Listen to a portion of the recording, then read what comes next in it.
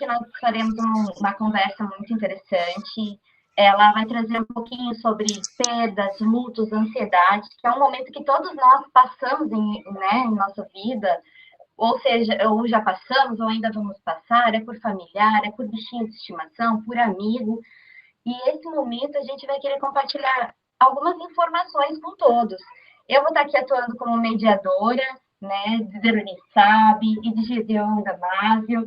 Os dois são psicólogos transpessoais, gestalt terapeutas, hipnólogos e consteladores. E você que está nos ouvindo também pode fazer pergunta, compartilhar algum momento conosco através do nosso chat.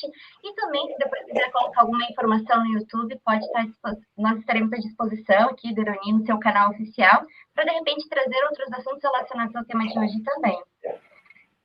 E para começar, vamos então conhecer um pouquinho das pessoas que estarão falando conosco hoje, né? Os nossos psicólogos da noite. O Deroni pode falar um pouquinho para a gente sobre a sua carreira? Então, Flávia, hoje estamos fazendo uma experiência, né, com a nossa mediadora Flávia aqui também. E eu sou psicólogo, né, eu estou psicólogo, né, porque nós somos o que somos, estamos sempre aprendendo, né, como eternos aprendizes, né? Mas eu trabalho como psicólogo, também como hipnoterapeuta, já há 46 anos, né? Comecei bem cedo. Eu hoje trabalho também com constelação familiar e com psicologia transpessoal, que fizemos pós-graduação, né? E me afinizei bastante com o Gideon, porque nós temos várias coisas que nós fazemos bem semelhantes. Nós fomos buscar entre um universo muito grande que tem na psicologia, né? Que hoje tem centenas de abordagens, nós, digamos, coincidimos, né, em algumas buscas, justamente porque é parte da nossa natureza, não é verdade? É verdade. E o Gideon também, né, aproveitando aí o compartilhar essas experiências que tiveram juntos, pode comentar também um pouquinho de sua experiência, né, com a Gestalt, com as constelações, como que isso tudo funciona no seu trabalho, né? Bom, antes de mais nada, então boa noite para você, Flávio, professor, obrigado pelo convite. Eu acho que o professor já mostrou o que é mais importante, né, que é essa eterna aprendizagem, né? Eu acho que como psicólogo, né, o meu maior interesse sempre foi o lado humano da vida, né? As pessoas têm outro interesse, já fiz até engenharia antes, mas o lado humano ficou mais forte. E o lado humano é impossível de você esgotar, né? Você sempre tem que aprender. Não é à toa que hoje na psicologia, como o professor citou, nós temos talvez centenas aí de linhas teóricas, né? Que o ser humano nunca dá conta, sempre tem algo a mais. O que me encantou nessas linhas, a psicologia transpessoal, a Gestalt, a hipnose e até a constelação, é que cada uma delas mostra ou abarca um lado do ser humano. E de alguma forma, para mim, elas se completam, se integram. Na Gestalt, por exemplo, ela me ajudou muito a trazer uma psicoterapia muito prática para o dia a dia, né? As outras linhas dependem muito do terapeuta, às vezes, ter uma visão, entender o que está ocorrendo, interpretar, ou usar algum recurso para ajudar a pessoa a se transformar. Na Gestalt também temos isso, mas eu diria que ela, particularmente, mexeu muito comigo, porque ela teve um efeito na minha vida direta. Ela foi quase que uma reeducação de como eu podia perceber a mim, perceber os meus sentimentos, e daí encadear como meus pensamentos e sentimentos estavam ligados, e como eu estava lidando com a minha realidade. Então ela me deu um instrumento para eu me sentir melhor, para eu saber lidar melhor com o que era real. E aí eu percebi que isso podia ser acrescentado no meu arsenal de recursos para ajudar as pessoas. Então a Gestalt entrou com essa forma, né? De ajudar as pessoas a aumentarem a sua consciência, a sua capacidade de estarem conscientes de si, e aí a melhora, a transformação, a cura, se quisermos dar esse nome, vem com mais facilidade. E é bem isso, né, que hoje a gente vai conversar, porque entender esse sentimento os sentimentos que a gente tem é fundamental para que a gente tenha uma vida com mais qualidade, que a gente tenha um equilíbrio melhor sobre tudo que a gente passa no dia a dia, né, seja no relacionamento familiar, seja no relacionamento no trabalho. E quando a gente fala justamente sobre esse sentimento, e hoje falando sobre a questão de luto, de perda, a gente sabe que vocês também passaram por momentos de perda na vida de vocês, né? O Derani foi recentemente, algumas perdas, né? Derani, se quiser compartilhar conosco. Então, eu, né, poucas semanas eu perdi uma cunhada, né? Agora, há 3 dias atrás, também perdi, quer dizer, há poucos dias atrás perdi também um cunhado, né? E perdi um irmão há cerca de 4 meses, né? Então, foi uma situação, assim, é um momento que nós estamos muito em contato. E eu acho que a população em geral também, está vivenciando, né, muito essas perdas. Os órgãos de comunicação dão uma ênfase muito grande, né, às pessoas que estão tendo Covid, estão morrendo de Covid, né? A gente sabe que o número de pessoas que têm morrido não é muito maior, é mais ou menos aproximado ao que morria nos outros anos, mas agora há uma ênfase muito grande nos noticiários, né? Então, digamos assim, a gente fica muito em contato com isso. Isso, claro, que mexe com a ansiedade. Tá? Eu tive outras perdas mais antigas. Na minha adolescência, eu perdi 3 sobrinhos, numa sequência, um a cada 3 anos, e foi muito difícil para mim.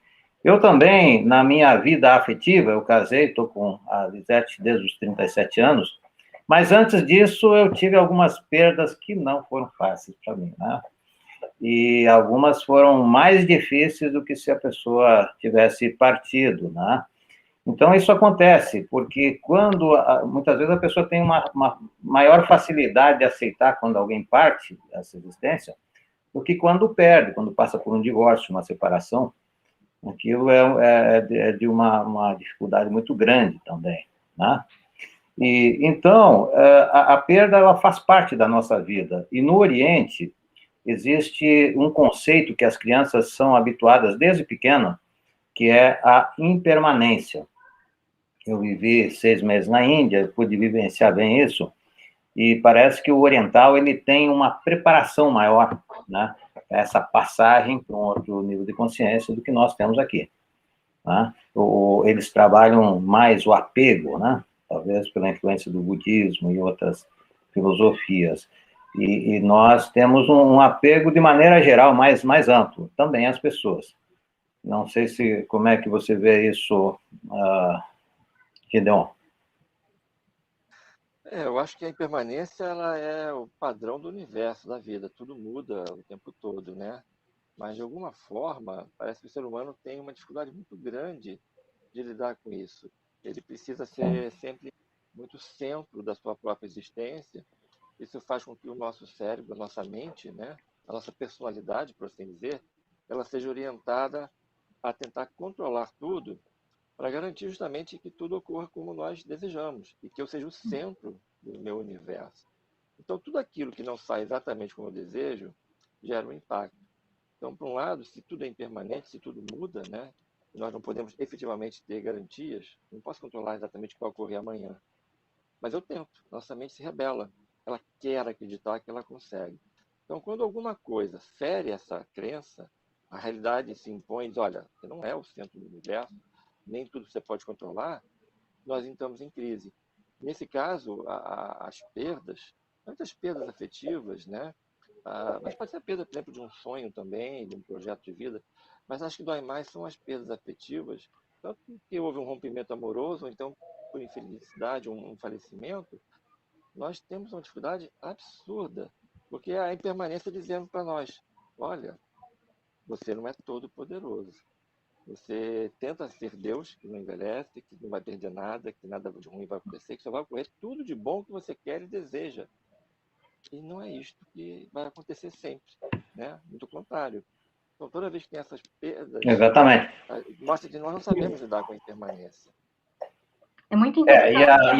E a ansiedade se relaciona com isso, né? Na medida que a pessoa, digamos assim, quando nós somos bem crianças, nós queremos ter o controle de tudo. E aos poucos vamos percebendo que não temos o controle de tudo e precisamos lidar com a frustração, né? Aliás, a forma como a criança é educada, né? Para que a criança dê um lugar a tudo na sua vida, ela precisa, desde pequena, né? Dividir as tarefas da casa, ela precisa, assim, encontrar o seu lugar e a sua relação. Hoje nós vemos muitas pessoas que sofrem porque têm uma educação assim onde é tudo colocado no conforto. Inclusive, o pai do Buda, né? Buda foi filho de um rei que tinha 3 palácios. E quando o Buda nasceu, ele disse, não, eu vou fazer com que o Buda fique protegido, não era esse o nome, né?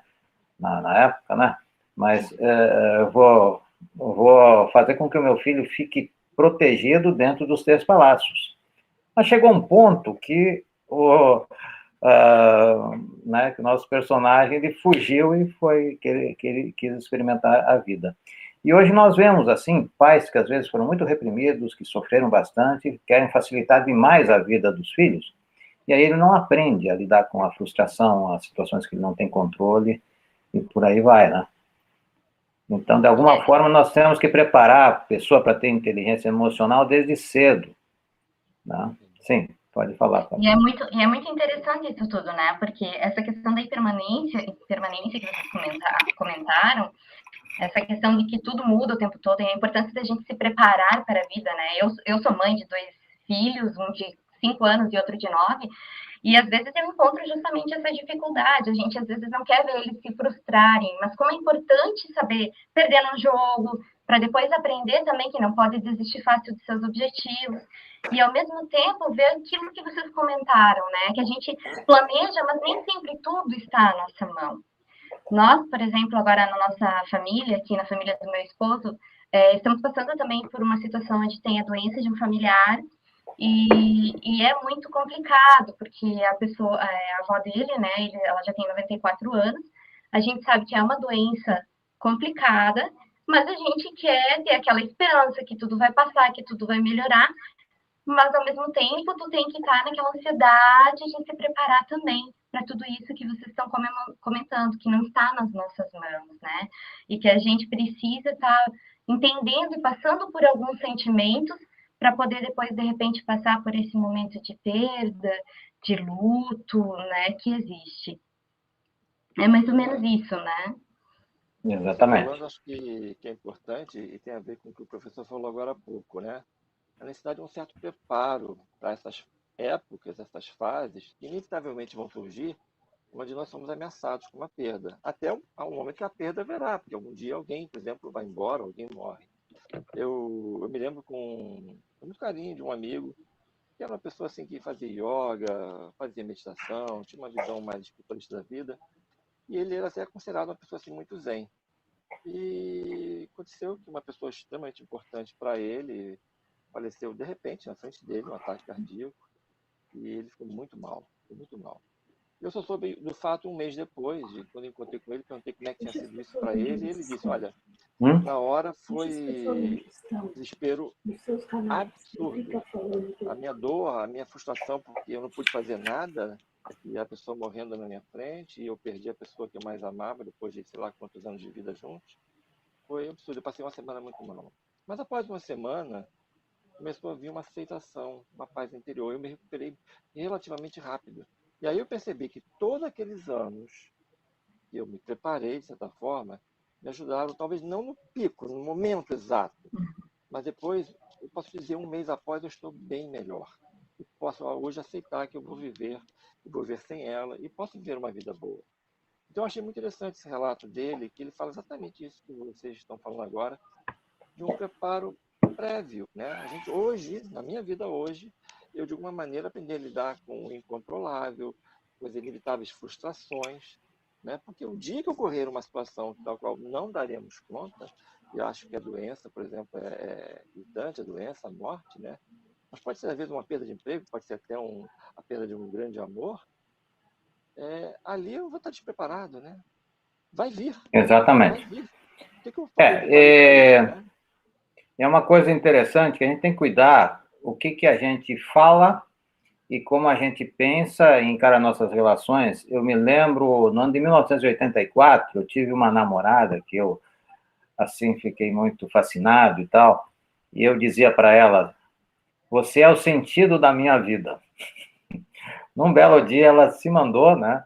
Sumiu, e aí aquela frase ecoava na minha cabeça. Eu nunca mais digo isso para ninguém. E há poucas semanas atrás, tinha uma pessoa que tinha muito medo de perder uma pessoa da família, e ele disse assim, ele escreveu no WhatsApp: se eu perder ela, eu perco tudo. Aí eu fiquei preocupado e quis até abordar o assunto para ele, né, mudar um pouco esse pensamento, mas aí ele se fechou e não conversou mais comigo, e aí perdeu essa pessoa da família logo em seguida. Então, e eu noto assim que ele está há semanas ainda muito na primeira fase do luto, né? Nós vamos falar em seguida, né? E daí a pessoa tem dificuldade, né, de enfrentar, porque essa forma, ela passa a viver através do outro, às vezes uma relação simbiótica, né? Uma relação muito forte. Então, é muito importante, assim, que a gente perceba que certas coisas, como o sentido da vida, nós devemos sempre guardar para nós mesmos, né? Por mais importante que a pessoa seja. E quando a gente diz assim, se eu perder o outro, eu perco tudo, mas como assim, né? Aí você fica já se preparando para não superar aquilo. Então, é muito importante isso, que cada coisa tenha o seu lugar, que cada pessoa, como nós aprendemos nas constelações, ela tem o direito de existir, de ocupar o seu lugar, né? Mas também nós não podemos ficar dependentes do outro, emocionalmente, né? Eu vejo que as pessoas que criam relações de muita dependência, essas relações simbióticas, né? Na verdade, elas criaram, sem perceber, uma certa... Elas têm uma sinceridade dentro delas, mas caíram numa armadilha. E a Sim. maioria das pessoas, se todas as pessoas têm a necessidade absoluta de ser o centro do seu universo, que tudo controla, isso não é possível. Há uma mentira aí, né? E algumas pessoas, às vezes, por estar em contato com essa percepção, o que elas fazem? Bom, eu sozinho não sou o centro de tudo, não posso controlar tudo. Mas eu vou me ligar a alguém que é tão importante para mim, que me ama tanto, e junto com essa pessoa, ou eu consigo tudo, aí ela vira transformando um nós, né? Nós falamos muito na Gestalt, ou ela diz assim, bom, basta eu ser o centro da vida daquela pessoa, para ela nunca ir embora, porque ela me ama, e eu sou fundamental para ela, que todo o resto ela me dá. Ela me dá o sentido da vida, ela me dá a proteção financeira, ela me dá o preenchimento do amor. Então, em vez de eu tentar ser o centro de tudo na minha vida, eu apenas quero ser o centro desta pessoa, porque ela vai me dar o resto. E aí a pessoa cria um grau de simbiose e dependência enorme. Se essa pessoa vai embora, né, ou por rompimento ou por morte, essa pessoa não tem mais um centro. Ela já nem sabe mais ser como as outras pessoas, mesmo que neuroticamente, sozinha eu tento ser o centro do mundo. Aí ela fica num estado lastimável, né? É um esforço para Exato. essa pessoa se reerguer. Então, sim, pode falar. E aí, vocês comentando justamente sobre isso, né, e sobre essa questão de você perder uma pessoa, de como você se sente nesse momento, e da questão, mais ainda, para quem realmente acaba se colocando como centro, né, da outra pessoa, mas para aqueles que já têm o nós também, né? Quando acontece alguma coisa com a pessoa, quando a pessoa parte, e aí eu digo partir para um outro plano, ou partir da sua vida, né? Como vocês comentaram, às vezes numa separação, um distanciamento, a gente passa por esse momento de luto, né? E aí a gente fica mais ansioso ainda, a gente, né, quer negar que aquilo esteja acontecendo, a gente às vezes fica com raiva, se cobra, tenta buscar onde que eu errei, ao mesmo tempo você tem que entender que às vezes não tem nada a ver com o seu erro, ou então entra em depressão. Mas é certo sentir tudo isso, não é? A pessoa deve passar por esses momentos, porque a gente sempre ouve que as pessoas passam, e às vezes a gente ouve dizer que é melhor realmente colocar para fora todo esse sentimento. O que vocês dizem a respeito? Na verdade, ao expressar o sentimento, ao nos comunicarmos com as pessoas, é bem melhor, porque uma das coisas associadas à depressão, tá, que é uma das fases do luto também, é o isolamento. né? E quando a pessoa interage, a pessoa consegue falar o que sente, quando ela tem essa interação social, ela também tem todo um processo de identificação com as pessoas, da empatia, aí facilita, né? E, então, e quando a pessoa perde alguém, por mais que ela possa estar rodeada de pessoas e ser acolhida, né? Realmente, assim, é muito difícil, né? Não há palavras, num momento desse, que supram, não é verdade? Né? Eu acho importante essa expressão, né, dos sentimentos, expressar esse luto, né? Até por uma razão, né? O nosso mundo é um mundo de trocas, é um mundo relacional. O ser humano não existe sozinho. Então, Exato, assim como existe a impermanência, que é, digamos, uma grande verdade, tudo muda, tudo é relação, você está sempre se relacionando. Quando ocorre, exatamente, digamos, essa perda, esse luto, o que acontece? A pessoa, na sua dor, ela se fecha no mundo, então ela volta para dentro dela, ela fica só no mundo, vamos dizer assim, interior. Então, o diálogo que ela não está fazendo com os outros, ela faz só com ela mesma. Isso não é errado, né? Não existe um errado aqui, um certo errado, mas qual é o risco? Que como ela fechou o diálogo com os outros, ela só ouve ela própria. E se ela fizer um diálogo interior que é muito recheado, muito tipo, nunca mais eu posso amar ninguém, nunca mais eu vou ser feliz, nunca mais, ela só está ouvindo essa voz, a voz da dor. exatamente. Então, um luto que E poderia durar aí, alguns dias fica enorme e piora a situação, né? há pouco tempo, alguém me disse assim, né? Mas o senhor, a psicologia fez uma lavagem cerebral do senhor. O cara estava bravo comigo, né? Aí eu disse, olha, cuidado que a maior lavagem cerebral é aquela do isolamento, onde o cara só ouve a própria voz e perde todas as outras referências, né? E, de fato, eu estudei muitas abordagens de psicologia, né?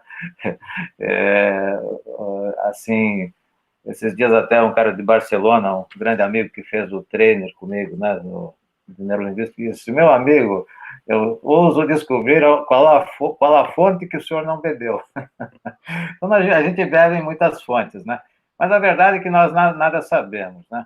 E a Elizabeth Kubler-Ross, né, ela foi uma psiquiatra que passou a vida estudando as reações psíquicas dos pacientes no estado terminal, né?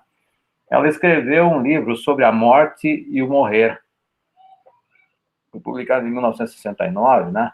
E ela ali, ela estudou muito, então, essa proximidade da perda, porque quando a perda se aproxima, aumenta a nossa ansiedade. Como é que vai ser eu viver sem essa pessoa, né?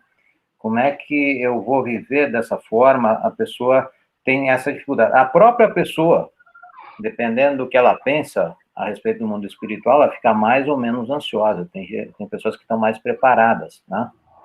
Agora, então ela fala nos cinco fases do luto, que como já foi assinalado, acontece também quando a gente perde uma pessoa afetivamente, né? E também acontece às vezes quando a pessoa perde uma condição social, quando tem uma perda econômica muito grande também. Então, a perda acontece de várias formas. Mas mais nessa época, nós estamos vivendo mais essa situação da perda, digamos assim, a perda que ocorre quando alguém parte mesmo, né? Então, é isso que nós estamos mais em contato, vamos trabalhar mais nisso hoje. Outro dia vamos fazer uma live sobre a perda afetiva, né? Porque os assuntos... Sim. Isso mesmo. E assim, ó, até enquanto a gente estava conversando aqui, houveram algumas perguntas, né? Uma delas em como a gente vai se preparar justamente para esse momento de partida, né? Se existe uma maneira de se preparar para isso. E uma outra pergunta também, que a gente acredita que realmente vai surgir mais sobre isso, que é sobre esse momento que nós estamos vivendo, né? De isolamento com as mortes da Covid, e que muitas vezes as pessoas não têm, não podem nem se despedir daquele que está partindo, né? Então, como que vocês veem essas duas questões? Tá morrendo mais gente de outras coisas, né? Uhum. Mas a imprensa coloca isso todo dia, uma ênfase muito grande nisso, né? Esses dias eu vi uma estatística e o número de pessoas que morrem de outras coisas são maiores, mas não é noticiado, né? Mas, de qualquer forma, antes de dizer como é que a gente se prepara, eu vou contar sobre quando a minha mãe partiu. Um mês antes da minha mãe partir, eu não pensava que ela ia partir logo. Eu senti uma inspiração. Eu fui buscar um livro num lugar lá e para dar para um amigo, que ele perdeu o amigo e não se perdeu o irmão e não se sustentava, porque foi uma coisa assim inexplicável. E aí eu vi do lado um livro chamado O Processo de Autotransformação, da Eva Pierrakos, né? E me chamou aquela atenção, porque era um livro sobre isso, né? Sobre vida e morte e tal. E eu comecei a ler um capítulo por dia. E aquilo foi me harmonizando de tal maneira que quando eu terminei de ler o livro, 2 dias depois, a minha mãe partiu. E era impressionante. Eu estava num estado de profunda compreensão espiritual, num estado de profunda serenidade, e lembro, assim, daqueles 3 meses posteriores como dos momentos de maior serenidade que eu já tive até hoje. Porque eu compreendi profundamente que ela tinha cumprido a sua missão e muito bem, né? E tinha deixado um legado maravilhoso. Eu era o 13º filho, né? E uma família grande que foi se formando, né? E eu, assim, assimilei aquilo de uma tal maneira. Então, à medida que eu fui lendo o livro, claro que ela já estava doente também, talvez eu já tenha aplicado internamente isso. Então, veja bem, a gente pode se preparar, muitas vezes, com leituras, com bons filmes escolhidos a dedos, porque tem filmes que preparam a gente para assimilar, porque tudo ocorre também com o significado que nós damos às coisas, né? E comigo eu tive essa experiência com a minha mãe. O meu pai, por exemplo, que partiu uns anos antes, eu não tive a mesma preparação, foi mais difícil, a coisa não desceu tão, né? Mas ali eu não tinha me preparado, embora saber que ele estava doente, assim, mas foi difícil, né? E uma coisa muito importante, que quanto mais em paz a gente está com a pessoa que parte, é mais fácil superar. Agora, quanto mais ressentimentos, quanto mais a sua conta não está fechando, você deu demais, ou recebeu muito e não deu, né? Você se sente em dívida de alguma forma, aí a dificuldade é maior, porque tem todo um conflito interno, né? Eu vejo que a meditação, né, pode nos preparar para esses momentos também. O que mais que você pode acrescentar aí, Gideon, Mas isso nesse aí dá sentido? para conversar alguns dias, né? Depois até É, gostaria de abordar um pouquinho no caso das pessoas que acabaram de perder um ente. Aqui onde eu moro, por exemplo, faleceu a terceira pessoa no prédio onde eu moro por Covid. E uma morreu, acho que na segunda agora. E tem 2 filhos na faixa de 20 anos de idade que estão ainda hospitalizados, um deles entubados. Os dois ainda estão lutando pela vida. Então o prédio inteiro está muito mexido aqui. Ano passado foi uma prima minha que também morreu por Covid. A minha família também está muito traumatizada. E eu tenho vários clientes que estão com esse mesmo problema. Então esse tema está muito forte aqui para mim. Mas resgatando um pouquinho assim até o percurso aí na psicologia, né? Dentro da psicologia, uma das coisas que eu, assim, meu primeiro contato com o tema da morte foi justamente na psicologia transpessoal. A psicologia transpessoal ela é uma das áreas da psicologia onde tem uma ênfase muito grande na maneira como você se prepara para a sua morte. E ela coloca o quê, né? Eu lembro que eu fiz uma imersão de 4 dias que o tema era morte. O primeiro dia a pessoa me disse, você vai ficar sozinho um dia inteiro aqui. Era um grupo enorme, nós estávamos num hotel fazenda para esse treinamento. Você vai ficar um dia inteiro. Nesse dia você vai escrever uma carta, em algum momento desse dia, onde você vai se despedir da pessoa que você acha mais importante. E você vai começar dizendo assim nessa carta, eu estou morrendo hoje, amanhã já não estarei aqui. E você vai dizer o que você quiser dizer para essa pessoa. Então ali foi um preâmbulo que impactou, aí foram 4 dias de vivência só sobre a morte, e tinha gente que nem ficava em pé, tão forte foi essa vivência. Então eu não recomendo que ninguém vá por aí, mas o que a transpessoal fala para a gente é assim, nós vivemos uma ilusão diariamente, a ilusão de que eu não vou morrer. Eu só vou morrer muito lá na frente, e que as pessoas ao meu lado também não vão morrer, eu só vou morrer muito lá na frente. E nós precisamos nos defender desta realidade. E quem eu sou, como corpo físico, pelo menos, com esta vida que eu tenho, tem um término. Isso é uma verdade total. Mas nós, para podermos vivemos razoavelmente bem, não podemos olhar para isso. Então, quando vem efetivamente um período, morre alguém inesperadamente, ou a doença que nos mostra lá, hoje estamos muito mais velhos, e é mais visível que vamos chegar ao final da vida, ou temos um parente que já está nessa condição, a gente realmente não está preparado, porque passamos o resto da vida tentando o contrário, tipo, eu sou eterno.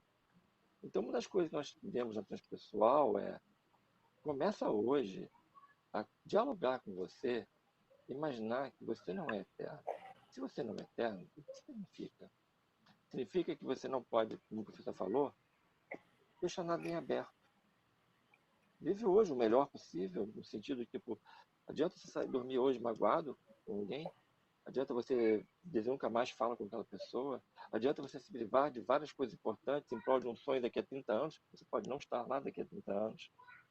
E, juntando com o que eu falei lá no início, essa necessidade interna psicológica em termos de ser o centro do mundo, ser onipotente.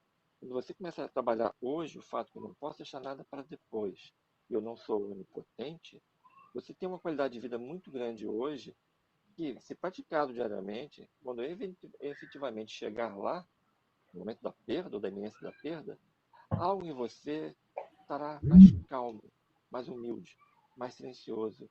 Você entenderá melhor o que você pode fazer e o que você não pode fazer, né?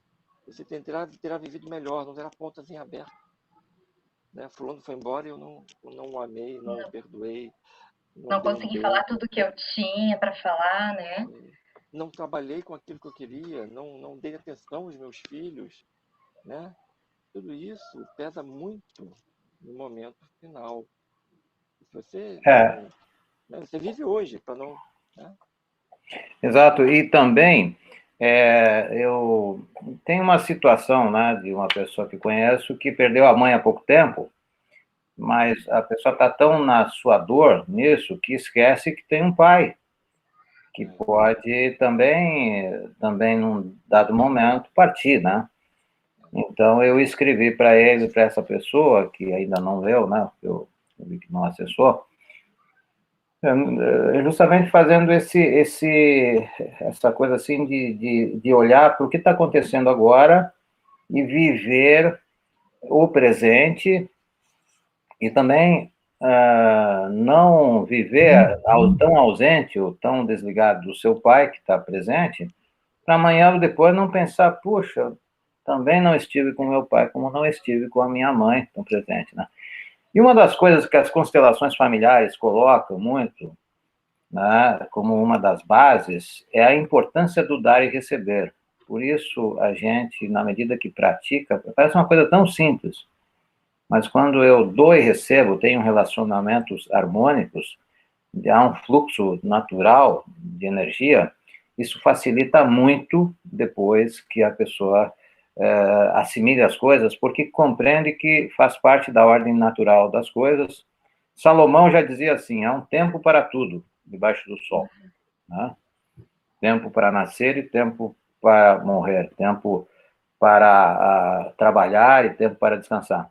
E muitas vezes a pessoa vive a vida também num vazio pelo excesso de coisas a fazer, que também a gente precisa desse equilíbrio, ter cada coisa no seu tempo, né? Verdade.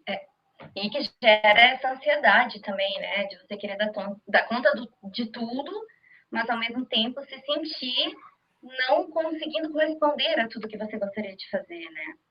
Teve uma pergunta enquanto a gente conversava que eu acredito que teve muito a ver com isso tudo que vocês falaram, da importância da gente dizer aquela frase clichê até, né? Diga para a pessoa que você ama o quanto a ama, não deixe para amanhã, né?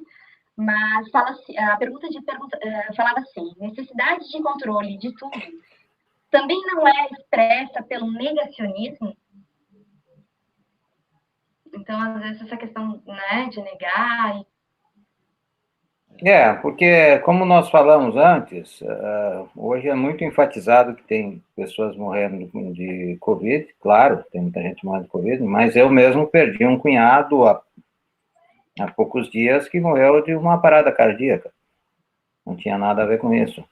Então, não importa isso. Eu acho que a questão é a perda. Você veja ela como tiver que vir, né? Então, acho que a gente não deve estar gastando energia se alguém entende diferente o que seja Covid, o que seja vacina, o que. Né? Isso é outra coisa, né? Sim, diga. Deixa eu relatar uma vivência que o senhor já sabe que eu tive, né?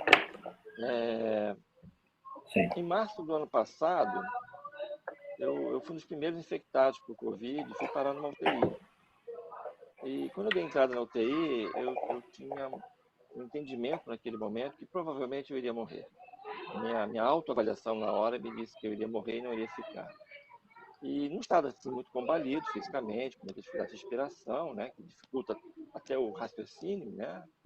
Mas ali eu comecei, na verdade, a ver assim, bom, o que eu posso fazer agora? Eu posso lutar pela minha vida, me concentrar na minha melhora, mas também talvez seja a hora que, enquanto eu ainda estou lúcido, ainda não desmaiei, não fui entubado, o que é que seja, que eu posso fazer a minha revisão de vida, né? Que eu posso olhar para a minha vida e ver o que foi esta minha vida. Eu desejei fazer isto, né? Até me emociona falar isso. E aí é aquilo que o senhor falou agora há pouco, né? Nós temos áreas em aberto. Nem tudo eu posso dizer que eu fiz como eu gostaria de ter feito. Há coisas que claramente naquele momento fica muito visível, tá? Nesse momento é de uma transparência, você não tem como se enganar, como se iludir. Se você errou, você percebe que você errou. Se você sentiu que você deixou a desejar, você sempre deixou a desejar. Se você sentir que você fez escolhas, e assim, eu abri mão disso por causa daquilo, outra coisa, acho que não foi legal, isso fica claro. Você vê que há muitas pessoas que você deveria ter estendido a mão, perdoado, aceitado e não fez. Deveria ter procurado e não procurou. A preocupação com os que ficam, eu estava muito preocupado com os meus filhos, com minha esposa, tudo isso vem de uma forma cristalina. Mas eu quis fazer isso, enquanto eu ainda tinha um grau de lucidez. Falei, se é para fazer agora, antes que eu apague de vez. Eu não sei o amanhã, já está fora do meu controle. E aí, quando vem de uma forma cristalina, vem a tristeza, vem a dor, vem a mágoa, vem o ressentimento, vem a culpa, vem tudo. E depois que eu vi isso tudo, eu falei, mas agora eu não posso fazer nada em relação a isso. Eu só posso me aceitar. E aí veio um perdão. Coloca o formulário. Precisei me aceitar e julgar e dar a mim mesmo um sentimento de perdão por tudo aquilo que eu não pude, e um sentimento de gratidão por tudo aquilo que eu pude, tanto dar e receber de outros. Isto é fundamental para quem está passando por um período de uma morte iminente, está percebendo isso, como para aqueles que estão acompanhando quem está passando por isso. Nós devemos mostrar a esta pessoa que ela, nessa lucidez final, ela deve se aceitar e olhar para esta vida com a maior dignidade possível, mesmo tendo coisas que ela vai dizer, puxa, não era bem isso. Mas apesar disso, você tentou trazer essa dignidade, esse respeito para a pessoa que está no momento final. E quando ela vai, as pessoas que ficam, estão muito sofridas, também trazer esse sentimento de aceitação, de gratidão, de perdão. Para mim foi essa experiência que eu tive. Não vou embargar Muito, muito interessante, né? Porque é fácil falar disso. eu lembro de um curso de formação que eu fiz antes ainda de ir para a Índia, em 88, com o Roberto Chiniachik. Esses dias eu até conversei com ele numa live. Ele disse assim que tem 3 coisas que podem levar a profundas transformações. A primeira é um grande amor. Né? Um grande amor pode ressignificar a vida e a pessoa ter uma transformação. A segunda é a iminência de morte. Quando você sente realmente, aquilo leva a uma profunda reflexão. E a terceira é uma boa terapia, né? E aí, como a gente não vai estar se arriscando para estar na iminência de morte toda hora, né? Um grande amor também não surge, né, em cada esquina. É algo que acontece, né, raramente na vida de uma pessoa. Às vezes, a pessoa poder se analisar, procurar um auxílio num profundo processo de reflexão, de terapia, já é uma preparação para quando ela partir, né? Então, isso é uma das coisas mas são poucas pessoas que têm essa lucidez, né? De procurar a gente para se preparar para um momento como esse, né? Agora, uma das... para isso. Sim, uma das coisas... para isso também. Sim, pode falar. Não é isso, é que também há poucos terapeutas preparados para lidar com este lado, né? Não é só a gente procurar uma terapeuta. Tem poucos terapeutas que estão realmente preparados para lidar com a morte, com o luto. Eles realmente Exato. fogem um pouco disso, que é difícil. É uma das coisas que eu tenho trabalhado assim com uma certa facilidade, porque desde criança eu sempre fiz um estudo de coisas da filosofia, das tradições de sabedoria, e sempre busquei um conhecimento mais amplo. Enquanto eu fazia faculdade, eu fazia algumas formações fora, né? E nas 3 pós-graduações que nós fizemos na psicologia transpessoal, teve, então, workshops de 3 dias, exatamente como tu falaste também, específicos sobre a morte e o morrer, sobre as várias abordagens do mundo a respeito disso, né? Mas nós falamos também, está assim, no título dessa live, perda, luto e ansiedade. Então, acho importante nós falarmos um pouco a respeito, então, de cada uma das fases, né? Então, a primeira fase é a fase de negação, né?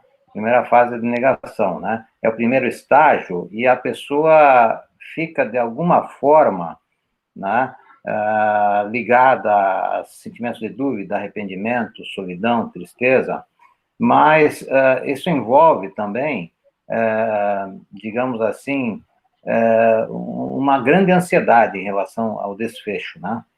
E essa fase da negação, a pessoa tenta fantasiar que aquilo não está acontecendo. Algumas pessoas, o pai, a mãe, né, o seu marido, a esposa partiu já há semanas e diz, eu não consigo acreditar que isso aconteceu, né? Então, se eu tivesse feito isso, se eu não tivesse feito aquilo, não teria acontecido, né? Então fica esse processo, assim, que é um mecanismo de defesa temporário do nosso ego, né? E é uma fase. Então, essa é a primeira fase que a pessoa tem, que é uma negação, né? O que você gostaria de dizer a respeito disso? Eu concordo plenamente. É o estudo da Elizabeth Kubler-Ross, né? E a Sim, coisa mais comum, né? Essa fase da negação. Só sim, para assim, dar um adendo, né? Eu acho que ela não fere a ideia de que nós tentamos ser o centro de tudo e ter o controle sobre tudo. Então, quando vem efetivamente a iminência da perda, ou já a perda já ocorreu, uma das defesas é assim, não perdi nada, isso não ocorreu.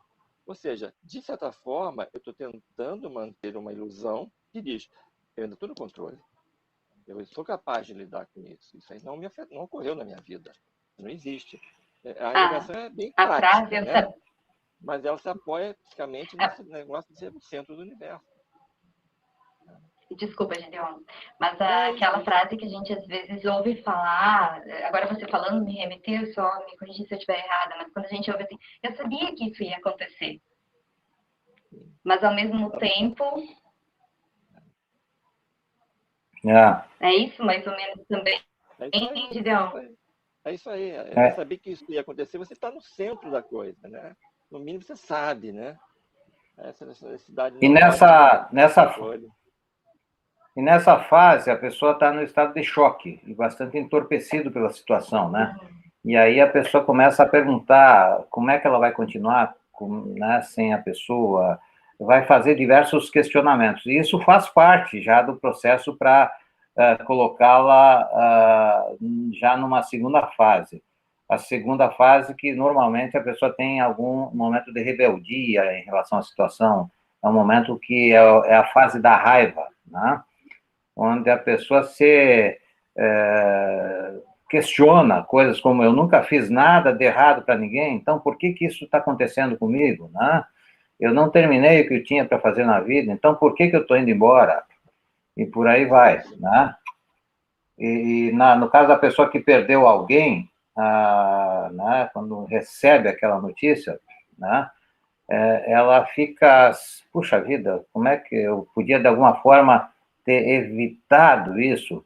Eu me lembro, inclusive, tem um paciente que eu trato, né, que quando o filho dele assim, o filho dele capotou o carro, ficou sem o movimento das pernas, né, ficou só com o movimento dos braços, E daí a esposa dele brigou muito com ele e tal. Por que que você deixou ele ir à praia?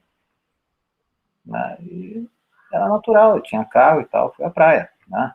Então, né, e houve até uma separação logo em seguida por causa disso, né? Então, veja, a pessoa numa fase dessa não deve tomar decisões como essa de separação, por exemplo, né? Então, por conta dessa revolta, né, é mais complicado que essa pessoa consiga até criar outros vínculos e ter relações com outras pessoas depois disso, porque ela fica envolvida nisso, né? Então, precisa que a pessoa passe por esses ciclos, né? E que lide com isso para que ela possa depois seguir a vida adiante. Né? Exatamente isso. Talvez eu esteja assim até repetitivo, né? Mas a raiva é sempre uma coisa que vem para defender o eu. Né? Na raiva eu cresço, eu tenho energia, eu posso, eu sou potente de novo. Então, depois que vem aquela negação, já que é impossível manter a negação eterna, a perda já houve, a pessoa vai para o segundo movimento de defesa psíquica, né? Eu venho com raiva para essa raiva dizer que eu posso, eu não aceito, eu dou conta. É você que foi o responsável, é você que errou, você que me causou essa perda. Não tem nada a ver com isso. Então, na verdade, é um movimento de defesa que é tão forte que a pessoa fica irracional. Como você falou, não é um momento para tomar decisões. Porque todo o movimento interno dela é de proteção, tirando toda a dor, toda a impotência, toda a responsabilidade dela. O eu dela tem que ser preservado. Então, ela dialoga muito mal com quem quer que seja e toma decisões muito conflituosas, muito erradas, porque tudo agora, assim, raiva. A raiva diz o quê? Eu, e você é tudo errado, você é de ruim, né? É uma fase ainda de barganha para chegar a administrar essa perda, né? É uma defesa. E a gente tem que cuidar também para não estar transpondo essa raiva para as pessoas que estão próximas da gente, tentando nos ajudar, tentando nos ouvir, não é? E debaixo. Quem está próximo tem que aceitar isto. Quem está próximo tem que aceitar que a raiva do outro. É E por importante trás, também saber perceber, né? a raiva é uma defesa para a dor profunda que a pessoa não consegue encarar. E o terceira fase, né, o terceiro estágio, então, observado então pela Elizabeth Kubler-Ross, é a barganha, né? A pessoa tenta, de alguma forma, fazer algum tipo de negociação da dor pela perda, né? E é um momento que o indivíduo ele começa a pensar que talvez ele mudasse se ele mudasse o seu comportamento, poderia ter salvado, ter evitado aquilo, né? Então, no fim das contas, ele começa a pensar que talvez ele possa se tornar uma pessoa melhor, e por aí vem essas coisas da barganha, né? Que é uma espécie de negociação. É isso mesmo. Perfeito. Acho que não tem muito a acrescentar. Então, tudo vem de uma certa tomada de consciência, né? Então, às vezes a pessoa fica fantasiando que ela quer voltar no tempo, né? Como se ela pudesse passar a ter controle da situação, né? Então, a pessoa precisa compreender que ela não pode ficar presa ao passado. Se ela ficar presa ao passado, ela vai se deprimir. E aí vem a quarta fase, que é a depressão.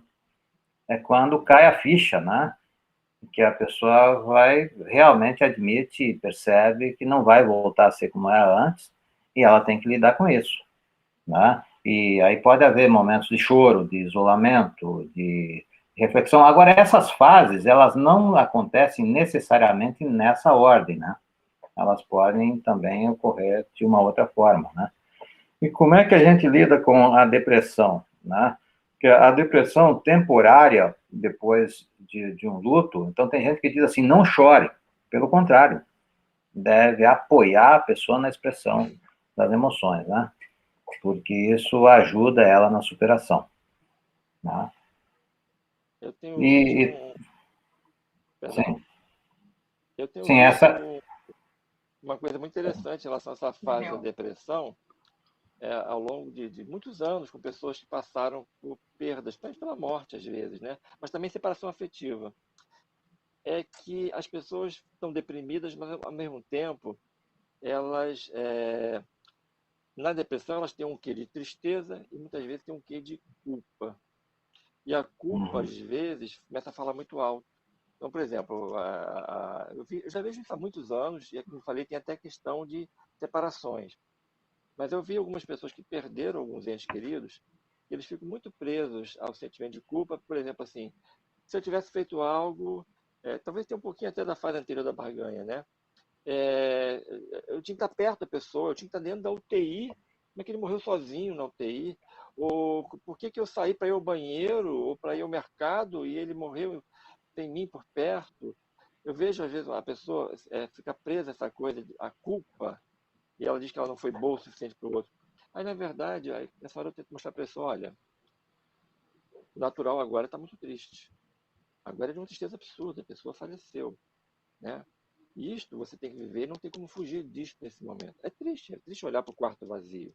Agora, esse pensamento que eu deveria estar dando a mão dele dentro da UTI, por exemplo, só fabrica uma acusação contra você. Nem a pessoa que foi quer você acusada, porque você não tem absolutamente nenhuma culpa de não estar na UTI ali, ou no dia que a pessoa saiu de carro e se acidentou. E que vai trancar a pessoa dentro de casa? Né? Então, às vezes, nesse processo, é ajudar a pessoa assim, olha, não vamos botar tanta ênfase nessa culpa nesse momento, e vive a tristeza, o lado perda da tristeza, né? Às vezes isso ajuda a pessoa, porque ela mistura as duas coisas, e aí tem hora que ela diz assim, eu não sei o que está pior, minha tristeza ou a minha culpa. A culpa a gente pode fazer alguma coisa, porque é sempre um auto-julgamento ou autoacusação. A tristeza, eu acho, é se amar nesse momento, né? Exatamente. Permitir a expressão. E a última fase é a fase da aceitação, da pessoa se reestrutura para continuar na realidade, né? E ela compreender assim que ela precisa digerir, é quando ela consegue efetivamente digerir todo esse processo, né? Então, cada pessoa passa por essa fase de uma forma diferente, né? E muitas vezes, se a pessoa realmente consegue assimilar isso, ela cresce com esse processo, né? Isso mesmo. E agora vocês comentando aqui, o Gideon falando, né? E eu me lembrei quando minha avó faleceu, né? Eu lembro que eu levei um batom na minha bolsa, porque ela era vaidosa. E eu pensei, se ela não tivesse batom, eu podia passar um batom lá. E na ocasião eu acabei não passando o batom. O tempo que eu fiquei me culpando depois, e até o momento que eu aceitei, que daí entra o que você falou, né, Verônica, de aceitar, demorou um tempo para isso tudo, sabe? Para eu aceitar que ela também não ia estar feliz com esse meu sentimento. E pensa, ela já tinha partido. Mas, ao mesmo tempo, eu sei de pessoas que sentem a culpa de não ter ido visitar, de não ter estado junto. E outras pessoas que falam ali até nos comentários do seu Tário que tiveram sentimentos semelhantes no momento de separação, como vocês comentaram também em relação a perdas de amores, né? E aí que a gente está chegando no final da nossa live aqui, né? E uma das coisas que vem de tudo isso, do aceitar também, eu acho muito interessante uma frase que eu li ainda hoje, que fala assim, aceitar não é esquecer. É certo, Gideon, Veroni, o que vocês dizem sobre essa aceitação e a importância dela? Não é propriamente esquecer, é diferente disso, na verdade, né? O que acontece, na verdade, é que é uma assimilação. Você vai olhar para as mesmas emoções, mas com um certo distanciamento, né? Você vai recuperar a sua conexão maior consigo mesmo, tá? Eu acho que até o contrário, eu diria, né? Não vamos esquecer. Eu acho que todo ser humano tem que se sentir realmente fazendo parte de algo maior. Esse algo maior pode ser a sua família, pode ser o mundo, a sua vida, a sua existência, a sua passagem por aqui, que no final das contas é sempre muito breve, ela tem que ter um valor inestimável. Então, a nossa dor, ela passa por esses estágios, tem o estágio que a gente tem que negar, que a gente finge que não aconteceu, que quer evitar isso. Mas é necessário que chegue um momento, a gente lembra, por exemplo, quando você lembra da sua avó, ou lembra de uma história que eu vi com alguém, e de repente a pessoa foi embora magoada comigo, eu acho que errei, não importa. Eu tenho que honrar isso. Devo lembrar até do momento que foi doloroso, do nosso momento de desencontro. Colocou E às nos vezes dois. esse desencontro que estava ali Tira aquela é tela uma que tu tentativa botou. de amar. Essa Eu só atenção. posso ter muita raiva de alguém que é muito importante para mim. Eu só posso ter saudade de alguém que é muito importante para mim. Eu só posso ficar magoado por alguém que é muito importante para mim. Então, na verdade, o processo de aceitação é um olhar diferenciado, onde antes você via tristeza, raiva, culpa, problemas, erros, olha e tenta extrair a essência daquilo, que no fundo era uma tentativa de amar, uma tentativa de estar perto. E aí você vai dar agora um significado que não pôde dar naquela época. Então não é esquecer, pelo contrário, vamos lembrar até daquilo que eu disse, nossa, eu fui um absurdo, coisa louca que eu fui, ou que coisa louca que aquela pessoa foi. Olha como tu olhar Um agora. momento de tomada de consciência. A gente não falou muito em ansiedade, mas eu estou disponibilizando um e-book que a pessoa pode correr o dedo aí, seja no YouTube, né, mais para cima, mais para baixo, no YouTube, no Facebook e também aqui no Instagram. Tem um link que, se você clicar em cima, você preenche ali o seu e-mail e daí esse e-book a respeito da ansiedade, sintomas, vai chegar para você, tá bom? E daí você também vai ser informado de outras lives, de outros eventos. E quem queira se inscrever no nosso canal no YouTube também, para receber, para acompanhar também, porque nós vamos colocar no YouTube muitas dessas lives também, né? Então, você pode entrar, se inscrever no nosso canal e nos acompanhar no Instagram também. E como é que nós vamos nos despedir aí? Então, através, quem sabe, uma mensagem final, né? Uma mensagem que, digamos assim, sintetize um pouco de tudo isso que nós falamos. O que você quer nos dizer, Gideon? Hoje não por acaso, né? Acho que o acaso não existe. Mas hoje mais cedo, bem cedinho, uma amiga me enviou aquele desenho do Snoopy, né? Um cachorrinho, um personagem antigão, né? E tá lá o Snoopy lá, com alguém do lado olhando para o horizonte. Aí um deles fala assim, só se vive uma vez. Aí no próximo quadrinho, o outro personagem diz assim, não, só se morre uma vez. Você vive todos os dias. É interessante. De manhã, Ótimo. assim, nossa, que coisa sábia desse personagem, né? Talvez acho que seja a forma da gente fechar aqui hoje, pelo menos a minha parte, a gente vive todos os dias, né? E será que vamos morrer uma vez, apenas uma vez, né? Pois é, e o medo de morrer, Tudo lá. o medo de morrer também, às vezes, as pessoas têm tanto medo de morrer que não vivem, né? Então, se nós pudermos viver também um dia de cada vez, porque é bom, e nós falamos e vamos falar mais a respeito do propósito de vida, mas é preciso a gente conseguir se conectar com o nosso propósito da vida todos os dias, para a gente dar mais sentido à vida, né? Porque assim, o sentido da vida, cada um deve encontrar. Mas eu vejo que o sentido da vida está muito nas nossas relações, em como nós nos damos, como nós recebemos, como nós acolhemos, como nós agradecemos, como nós nos perdoamos, como perdoamos as outras pessoas. Então, muito do eterno da vida pode ser vivido no nosso inferno de todos os dias ou no nosso paraíso de todos os dias. Eu acho que a gente já pode encontrar o paraíso aqui mesmo. Nós já podemos viver um inferno na medida que vivemos magoados, chateados, reclamando de tudo e não aceitando o lugar de cada coisa, né? Então, eu acho que eu admiro muito pessoas da minha família, algumas pessoas, assim, tiveram muita resiliência e muita força, né? Como eu falei, já lá na minha adolescência, eu perdi 3 sobrinhos, assim, para mim eram como irmãos, né? Muito difícil, né? Mas eu admirei, assim, como os familiares foram superando, assim, de uma maneira muito profunda. E isso me lembra o Viktor Frankl, que eu conheci quando ele tinha 97 anos, né? Eu estive junto com ele numa palestra, e ele viveu em 4 campos de concentração, onde ele viu todos os seus parentes serem levados para a câmara de gás, né? E mesmo assim ele se superou e deixou uma grande obra, um grande legado, chamado A Psicologia do Sentido da Vida. E ele traz um grande referencial, inclusive para quem precisa tratar a depressão, para quem precisa tratar o vazio existencial, né? Esse é um livro que eu recomendo, A Psicologia do Sentido da Vida, né? E então eu vejo assim que se nós, Jesus dizia assim, nem só de pão vive o homem, mas de tudo que alimenta o espírito.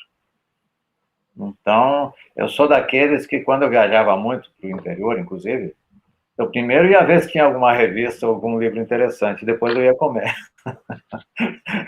Interessante, né? Então eu vejo que muita gente só pensa em alimentar o corpo, mas nós precisamos, assim, constantemente de buscar inspiração, buscar força, buscar um projeto de vida, buscar uma conexão maior, e a gente pode viver a vida com intensidade. E, em vez de, quando as pessoas costumam dizer assim, muitos anos de vida, eu costumo dizer, muitos anos, muita vida nos seus anos, né? A gente está mais inteiro e viver cada momento, porque quando terminar essa fase, aí tem muitas teorias do que vai acontecer depois. Mas eu não acredito que a consciência morre.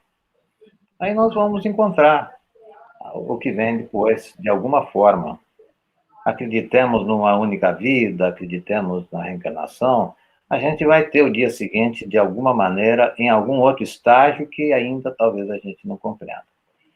Mas trabalhar pela aceitação de que nós nascemos no lugar certo, com as lições certas para aprender, e se está nos acontecendo isso, que está acontecendo agora, temos que conviver e aprender, isso talvez nos ajude a vivermos melhor. Eu quero agradecer a todos, eu vi que entrou pessoas de Buenos Aires, de outros lugares, até o primo que eu tenho, que é lá de Buenos Aires, que é sábio também, entrou aí, né? O Oscar, e outras pessoas, né? Aliás, eu vi uma quantidade de gente passando, mas o assunto estava tão interessante que eu não pude saudar todos, e nós vamos continuar. Nós não estamos fazendo live mais todos os dias, mas com bastante frequência, vamos continuar, pelo menos umas 3 ou 4 por semana, e tem um projeto que nós vamos começar às 7h30, ou 7h37, mais ou menos por aí, estamos vendo ainda, que é de manhã, acordar e fazer uma meditação de inspiração para o dia seguinte. Daqui uns dias nós já vamos começar, tá bom? Grato, então. E Flávia, você que nos apresentou e participou muito bem aí, né? Trouxe vida, né? A muitos momentos. Quer dizer alguma coisa? Se despedir? Quero sim. Quero me despedir, agradecer o convite também de estar com vocês, estreando aqui como mediadora, né? E dizer também que a gente possa realmente estar vivendo, juntando o que vocês dois disseram, né? Estar vivendo o nosso dia a dia, nos reconhecendo e reconhecendo as pessoas que estão próximas de nós. Que a gente possa sentir uma saudade gostosa daqueles que partiram e saber que, de certa forma, para aqueles que acreditam, estão ainda olhando por nós. E da mesma forma ainda, não deixando de esquecer daqueles que continuaram conosco. É importante da gente lembrar, justamente como o Derani comentou anteriormente, que parte alguém, mas fica outra pessoa aí, enquanto a outra pessoa também significa para nós. E lembrando do momento do Gideon, em que ele se reconheceu naquele momento, pode acontecer comigo, que a gente pense todos os dias, não existe hora. Então é viver agora mesmo. Dizer que ama agora mesmo. E sim, para quem acredita, assim como eu também acredito, como o Veroni acredita ali que comentou, que a gente possa se encontrar e que seja uma passagem. Obrigada. Então, quero desejar um bom sono essa noite e que nós possamos canalizar nossos pensamentos mais positivos para as pessoas que convivem conosco e para a humanidade toda nesse momento, né, que nós estamos vivendo, e que os nossos pensamentos somem mais do que diminuam, e que nós, de alguma forma, possamos ser a transformação que desejamos para o mundo. Um grande abraço e felicidades, grato mais uma vez. Então, Flávia, mais uma vez, Gideon. Um grande abraço. Gratidão. Um abraço. Um grande abraço. Fiquem bem.